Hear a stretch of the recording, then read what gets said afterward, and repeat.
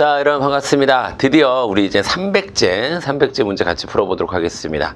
자, 문제풀이가 핵심이죠. 문제 풀면서 같이 이제 내용도 같이 좀 정리하고 그랬으면 좋겠습니다. 네, 되셨죠? 이제 서론 필요 없이 우리 이제 본격적으로 들어가서 내용 보도록 하겠습니다. 문제 보도록 할게요. 자, 여러분. 자, 1번 문제 보도록 하겠습니다. 1번 문제. 자, 여러분. 정치를 바라보는 관점이에요. 정치를 바라보는 관점. 정치를 바라보는 관점은 크게 여러분 두 가지가 있죠. 두 가지가 있습니다. 그래서 자, 국가현상설과 집단현상설이 있죠. 자, 그리고 이제 국가현상설은 국가의 고유한 활동을 정치라고 보는 거고요. 그 다음에 집단현상설은 국가를 포함해서 모든 사회 집단에서는 정치가 발생할 수 있다라는 관점을 갖고 있죠. 자, 갑이 뭐라고 했는지 보도록 하겠습니다. 자, 갑은 정치는 정치 권력을 획득, 유지, 그 다음에 행사하는 국가의 고유한 활동이다라고 봤습니다. 자, 여기 포인트를 두셔야 되겠죠. 국가의 고유한 활동. 자, 그러면 이건 뭡니까? 국가현상설이 되겠습니다. 국가현상설. 자, 그 다음 을은 직장이나 가족 등에서 이해관계의 대립. 자, 벌써 국가 이외의 사회집단 등장했죠? 예. 자, 갈등을 조정하고 해결하는 과정을 정치라고 생각합니다. 당연히 뭘까요? 집단현상설이 되겠습니다.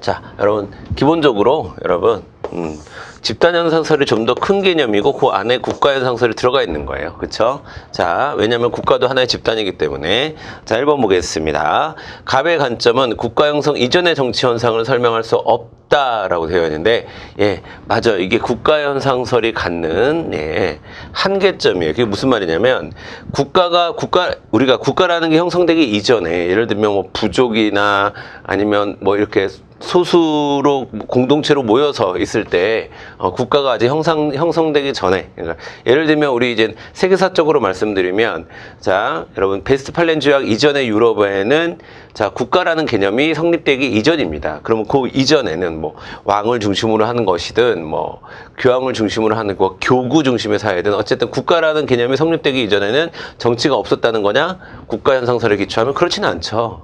우리 역사를 보면 자, 인간이 나면서 집단을 형성하는 과정에서 정치라는 것은 있었다라고 보는 거기 때문에 자, 그런 한계를 갖고 있습니다. 정답은 1번으로 가주시면 되겠고요. 그 다음에 집단현상설은 정치를 국가 특유의 현상, 자, 틀렸죠. 이게 1번이 정답이니까 옳은 거 찾는 거네요. 그래서 1번이 정답이니까 자, 뭐라고 해야 됩니까? 갑의 관점으로 바꿔주셔야 되겠죠. 그 다음에 갑에 비해서 을의 관점은 다원화된 현대사회, 여러분.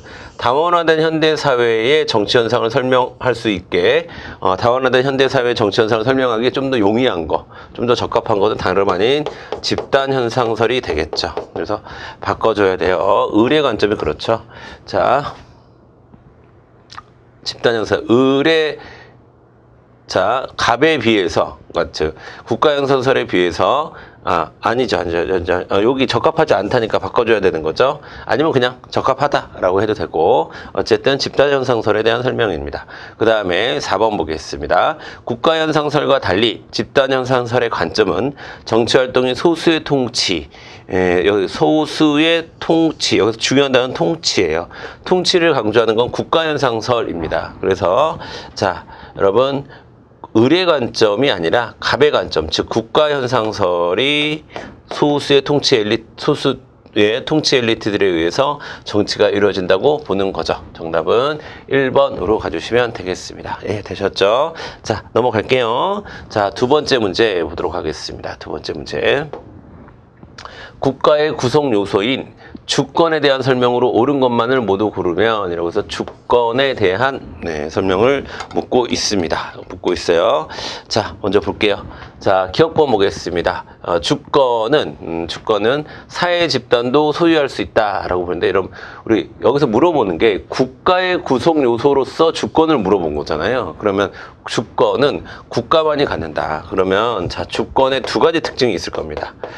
주권은 자, 대내적인 의미가 따로 있고요. 자, 국가 내에서 갖는 의미가 있고, 그 다음에 대외적인 의미가 있습니다.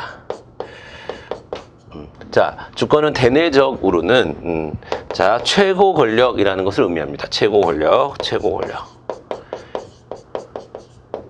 예를 들어서 국민주권이다. 우리가 이게 얘기할 때, 우리가 이제 민주주의 얘기할 때 국민주권이라는 얘기 많이 하는데, 국민주권이란 말은 국민에게 최고 권력이 있다는 겁니다. 대한민국의 최고 권력은 국민에게 있다라는 겁니다.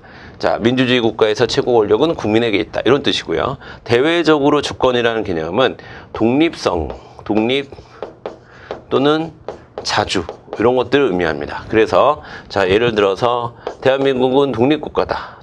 주권국가다.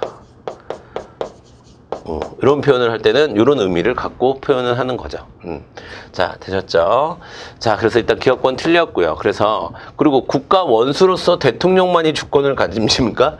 아니죠. 우리는 민주주의 국가인데, 이거 완전 민주주의를 뒤집는 그런 선지가 되겠습니다. 자, 민주주의 국가에서는 그 소재가 국민에게 있다.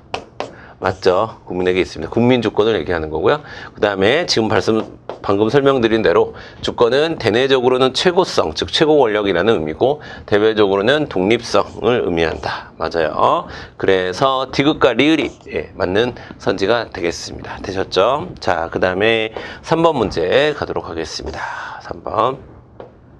자, 보기에 근대 사회 계약론, 이제 사회계약자들 나오기 시작하네요. 갑, 을에 대한 설명으로 가장 옳은 것은 이라고 되어 있는데, 자, 먼저 갑이 무슨 얘기를 하는지 좀 보도록 할게요. 여러분, 이런 거 다 읽고 푸는 게 아니라 키워드 중심으로 찾아서 문제 접근하셔야 되겠습니다. 자, 보겠습니다. 자, 갑 볼게요. 자, 자연 상태에서는, 자, 자연 상태는 강제할 수 있는 선악의 기준이 없는 상태이래요. 그래서, 자, 따라서 자연 상태는 전쟁 상태고,